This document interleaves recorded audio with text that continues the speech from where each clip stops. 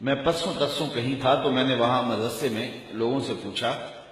کہ آپ کے مدرسے کے اندر جو سینئر استاد ہے اس کی تنخواہ کتنی ہوگی؟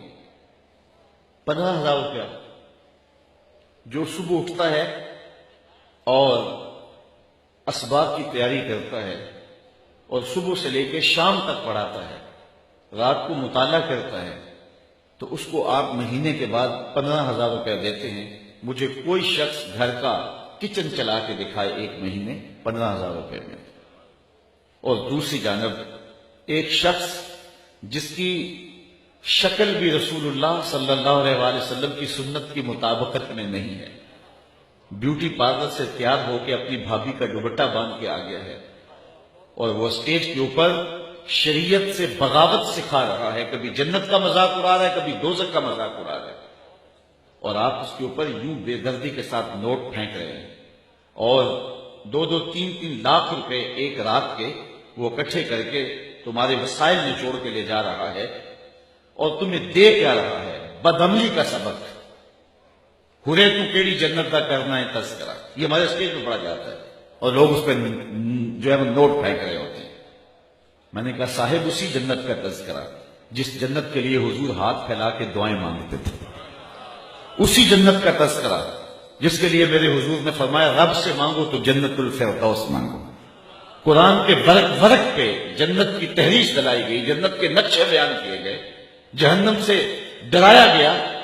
لیکن یہ یہاں کھڑا ہو کر کے کتنی جرأت اور کتنی بہادری کے ساتھ کہہ دیتا ہے کہ ہرے تو کیڑی جنت نہ کرنا ہے تذکرہ، اور یہاں جنت کا مذاق اڑایا جا رہا ہے، کبھی جہنم کا مذاق اڑایا جا رہا ہے۔ مجھے دیکھ کے جہنم کو آئے پسینہ۔ ہمارے استاد تھے، فرمایا کرتے تھے آج تیرے منہ میں طوطی بولتا ہے، جو کہنا ہے کہہ لے، یہ تو قیامت کے دن پتہ چلے گا پسینہ کس کو آتا ہے۔ حضرت شیخ احمد مجدد الفسانی علیہ رحمہ فرماتے ہیں جنت اللہ کی رضا کا مظہر ہے اور جہنم اللہ کے قہر و غضب کا مظہر ہے۔ جنت مانگنے کا مطلب یہ ہے رب کی رضا مانگنا، اور جہنم سے پناہ طلب کرنے کا مطلب یہ ہے اللہ کے قہر و غضب سے پناہ چاہنا۔ اور یہاں منبر پہ کھڑے ہو کے مساجد کے اندر محافل نات کے اندر لاکھوں روپے اس کام کے لیے صرف کیے جا رہے تھے۔ یہ گمراہی پھیلانی تھی تو میڈیا تھوڑی پھیلا رہا ہے، انٹرنیٹ کے ذریعے تھوڑا گند پھیل رہا ہے کہ مذہب کے نام پہ تم پیسے اکٹھے کر کے لوگوں کو بلا کے بے خوف کر رہے ہو جہنم سے اور جنت کا تمسخر اڑا رہے ہو۔ تو آج اگر ہم بات کرتے ہیں تو کہا جاتا ہے کہ ذرا ہاتھ ہلا رکھو، ہمارے گھر کو آگ لگ گئی گھر کے چراغ سے، ہمارے وسائل ہمارے مسلک کو ہی توڑنے میں صرف ہو رہے ہیں۔ میں ایک جگہ گیا تو میں نے کہا کہ تم لاکھوں روپے خرچ کرتے ہو اور نعت خوانوں کو دیتے ہو، اور تمہارے ہی شہر کے اندر جو مدرسہ ہے اس کے بچے آج بھی ہاتھوں میں تھالیاں پکڑ کے روٹیاں مانگتے ہیں، تو تم سمجھتے ہو ہم جنت خرید رہے ہیں، قیامت کے دن تمہارا گریبان پکڑا جائے گا۔ تو جنت اتنی سستی نہیں ہے کہ تم نے منہ میں پان ڈالا ہوا اور ہاتھ میں جو ہے وہ پیسے پکڑ کے ایسے نچھاور کرتے ہو تو اس سے جنت مل جائے گی۔ ام حسبتم ان تدخلوا الجنہ، کیا تم یہ گمان کرتے ہو کہ یوں ہی جنت میں چلے جاؤ گے؟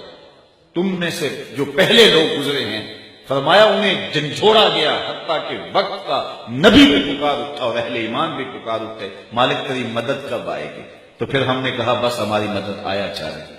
لوگوں کے سر پہ آرے رکھ کے پاؤں تلے تک چیر دیا گیا، جسم کو لوہے کی ٹنکیوں سے چھیدا گیا، اذیتوں میں، مشقتوں میں، مشکلوں میں مبتلا کیا گیا، اور ہم ایک رات میں جنت خرید کے فارغ ہو جاتے ہیں۔ تو ان لوگوں کو اپنے اسٹیجوں سے اتارنا ہوگا، اور اگر میری ان باتوں کو آپ ہضم کر رہے ہیں تو میں ایک اور بات بھی کہنا چاہتا ہوں، ان بے عمل پیروں سے بھی جان چھڑا لو، ہاتھ جوڑ کے ان کو کہو ہمیں معافی دو، ہمارے مسلک کو بڑا لوٹ لیا تم نے، تمہاری 6 نسلیں کھا سکتی جتنا تم نے لوٹا ہے، اب ہماری جان چھوڑ دو، ہمیں مدارس کھڑے کرنے دو، ہمارا مسلک لٹ رہا ہے، ہمارے گھر کو آگ لگی ہوئی، اب ہماری جان چھوڑ دو اور ہمیں اپنے مدارس دینیاں کھڑے کر لینے دو، ہمیں اسکول سسٹم کھڑے کر لینے دو، ہمیں تربیتی کورسز کے لیے ذہن سازی قوم کی کر لینے دو، تو آپ مہربانی فرماؤ ہماری جان چھوڑ دو۔ اگر آپ نے پیر بنانا ہے تو کسی عالم دین کو بنائیں، اس کو جو آپ نذرانہ دیں گے اس کی وہ کتاب خریدے گا اور رسول اللہ کے دین کے مسئلے بتائے گا۔